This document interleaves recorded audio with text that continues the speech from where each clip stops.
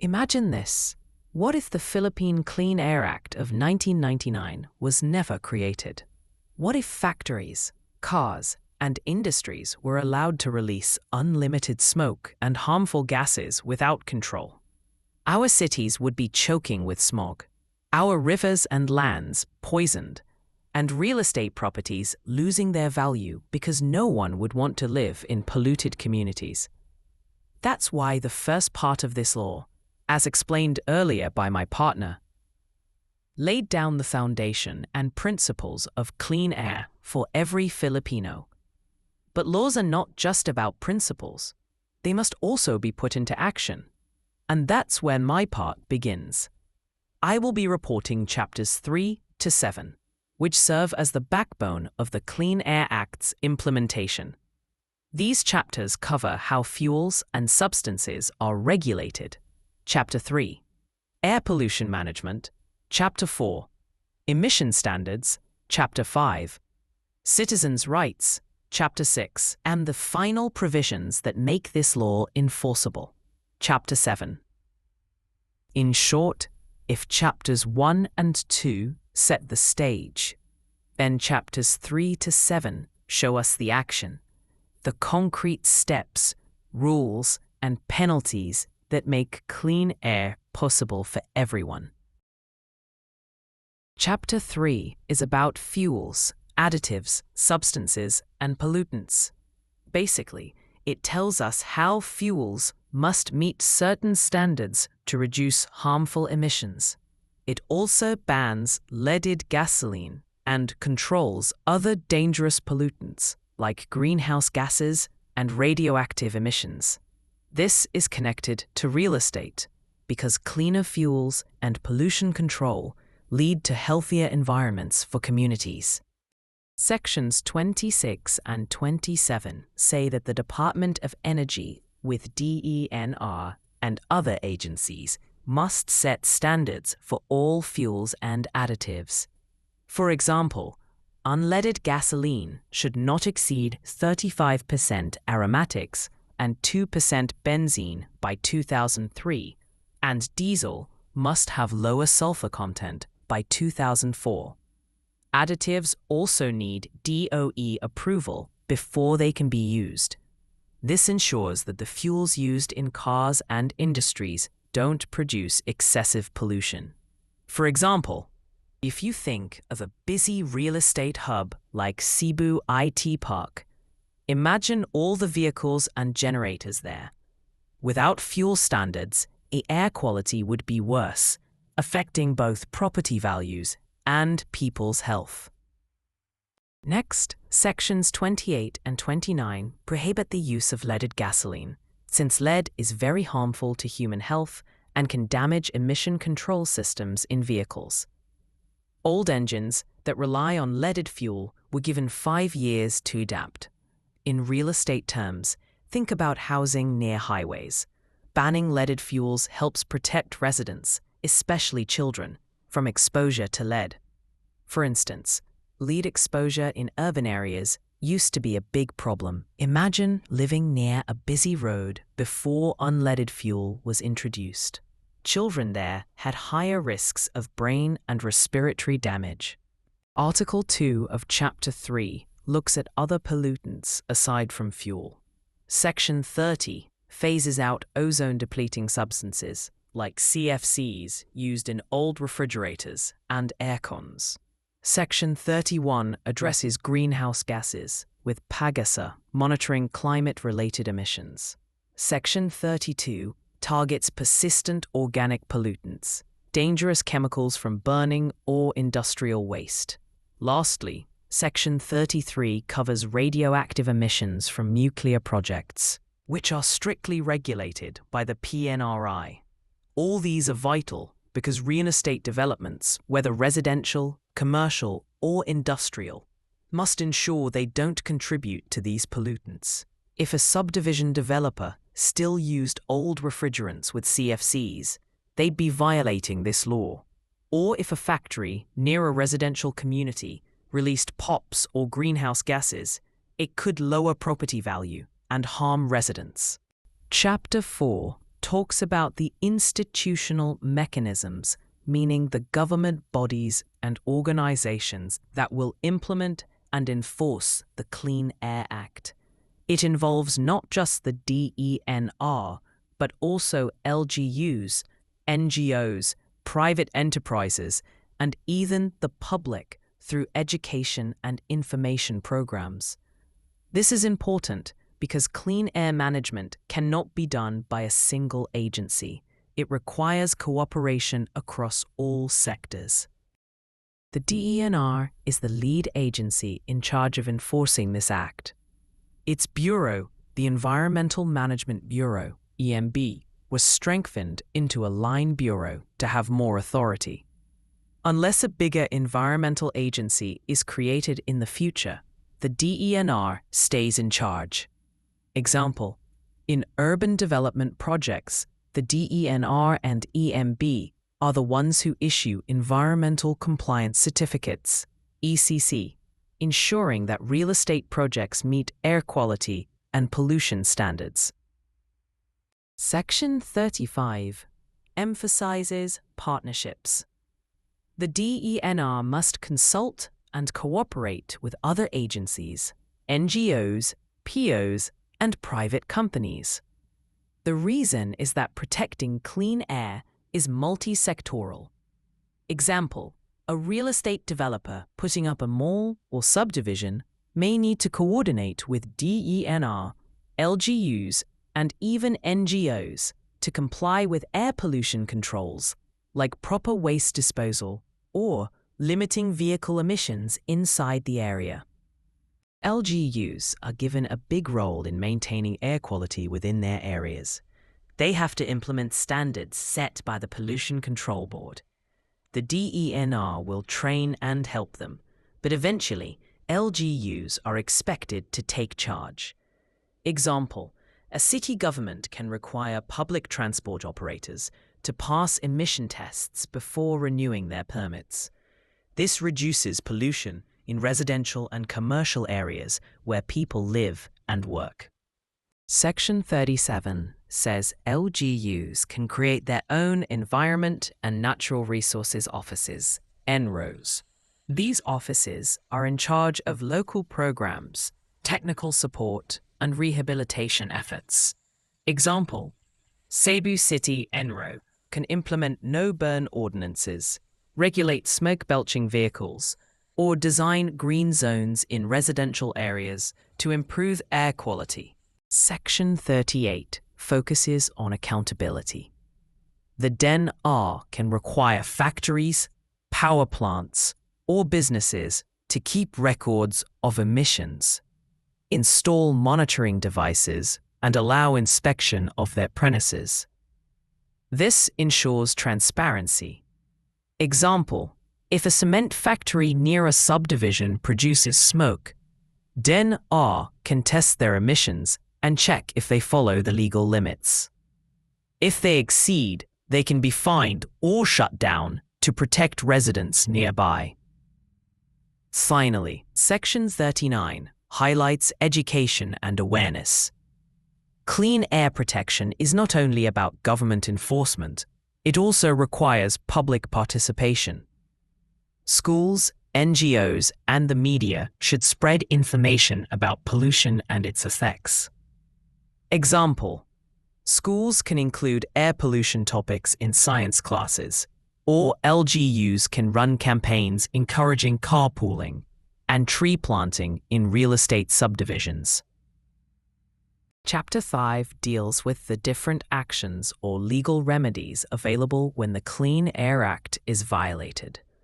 It ensures that not only government agencies, but also ordinary citizens can hold polluters accountable.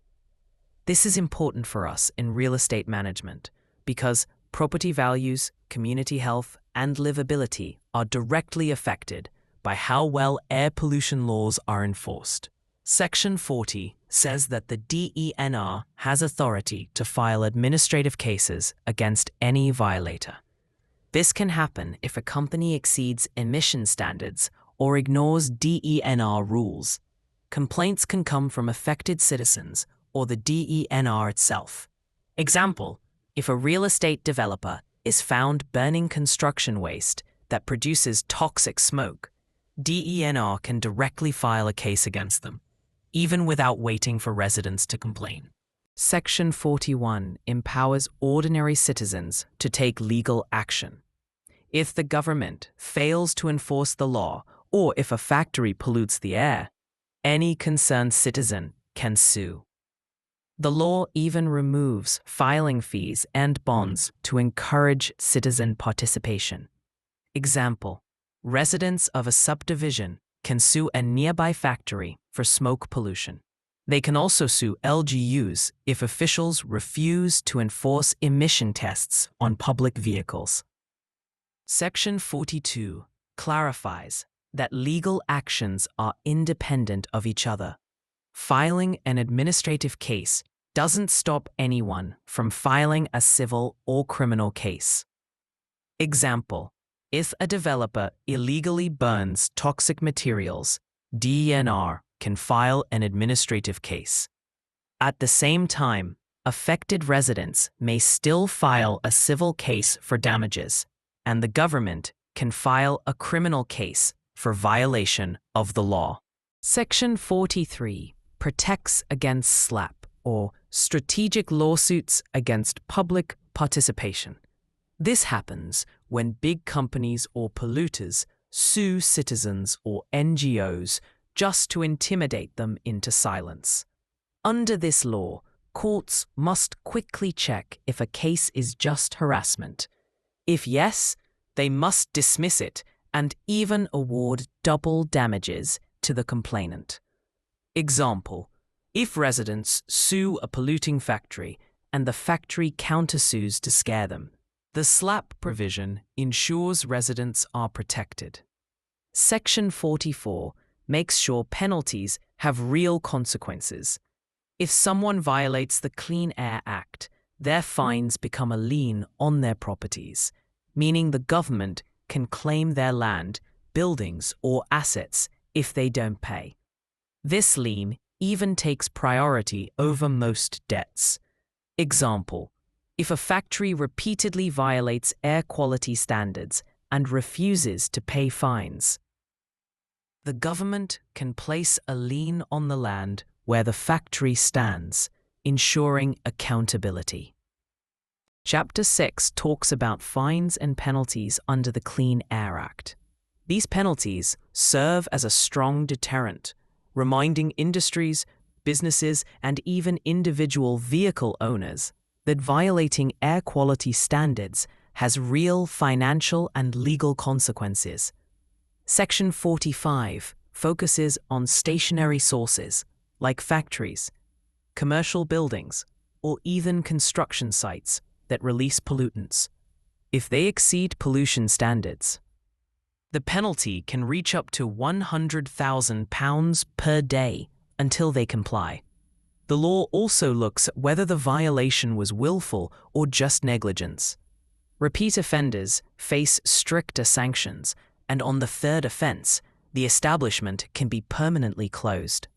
Example, if a real estate developer operates a cement batching plant inside a subdivision and it emits too much dust and smoke, they can be fined daily until proper pollution control equipment is installed. If violations continue, the site can be shut down permanently. Section 46 deals with motor vehicle pollution. Vehicles that fail to meet emission standards cannot be registered. If caught smoke belching, vehicles undergo roadside inspection. If found guilty, they are impounded until repaired and the plate number is surrendered. A 7-day pass may be given for repair purposes only. Penalties increase with every offence. First offence, fine up to £2,000. Second offence, up to £4,000. Third offence, fine plus 1 year suspension of registration. Even emission testing centres that cheat the system can be fined £30,000 or lose their licence. Example, imagine a subdivision with many smoke-belching jeepneys. Residents will suffer from poor air quality, lowering property values. This law ensures such vehicles are either repaired or removed from the roads. Section 47 provides a catch-all penalty for other violations of the Act. These include administrative failures, failure to submit reports, or illegal operations. Fines can reach up to 100,000 pesos, and violators may face up to 6 years in prison. For companies, the executives and officers directly in charge can be held personally liable, not just the corporation. This ensures that business leaders cannot simply hide behind their company. Section 48 addresses gross violations, the worst cases of pollution or deliberate defiance of the law. Examples include repeatedly violating standards, ignoring government closure orders, or causing grave and irreparable damage to the environment. Penalties here are heavy: 6 to 10 years of imprisonment. Again, corporate officers such as the president, manager, or pollution control officer can be held personally liable. This sends a strong message that air pollution is not just a regulatory issue, but also a criminal act if done recklessly. In summary, Chapter 6 provides the teeth of the Clean Air Act. By imposing strict financial penalties, the threat of closure, and even imprisonment, the law ensures that individuals, vehicle operators, and corporations take air quality standards seriously. In real estate, this means healthier communities, higher property values, and safer living spaces. Since pollution sources are penalized or shut down if they fail to comply. Chapter 7 is the last part of the Clean Air Act. It contains the final provisions, which may look technical, but they are essential for ensuring the law is funded, implemented, and monitored properly. Without these provisions, the law would be difficult to enforce. Sometimes, companies shut down or reduce workers when they are forced to comply with environmental laws. Section 49 ensures workers are protected. The Department of Labor can give compensation, retraining, or even relocation so workers can transition to new jobs. Example: if a factory near a residential subdivision closes due to repeated smoke belching violations, workers won't just be left unemployed. They'll be retrained for other industries. Laws cannot run without money. Section 50 sets aside 750 million pesos for the first implementation. The DENR gets the biggest share because they are the lead agency. After the initial allocation, funding is provided yearly through the national budget. Section 51 is about the implementing rules and regulations, IRR. Laws are broad, so the DENR and Congress's environment committees must translate the law into specific, enforceable rules. Other agencies can add supplementary rules, as long as they are consistent with the Act. To make sure the law is working, DENR must submit an annual report to Congress every March 30. Meanwhile, a joint Congressional Oversight Committee was created. This is a watchdog group of lawmakers that ensures the Clean Air Act is enforced properly and agencies are doing their job. The last sections are technical but very important. The separability clause ensures that even if one part is struck down, the rest of the law remains valid. The repealing clause clears away old, conflicting laws. Finally, the Act became effective 15 days after publication in newspapers or the Official Gazette, which was June 23, 1999.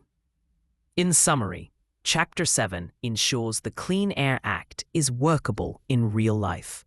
It secures funding, protects workers, requires clear rules, and places oversight mechanisms. For us in real estate management, This means communities are not only protected from pollution, but also assured that the law has teeth, budget, and continuity. Now that we've gone through chapters 3 to 7 of the Philippine Clean Air Act of 1999, we can see how important this law is in protecting not just our environment, but also our health and future. From regulating fuels and emissions to empowering citizens with their rights, the Clean Air Act reminds us that clean air is not just a privilege, it's a responsibility we all share. Thank you for watching, and I hope this presentation helps us realize the value of taking action, no matter how small, to keep our air clean. Don't forget to like, share, and subscribe for more educational content. Stay safe and breathe easy.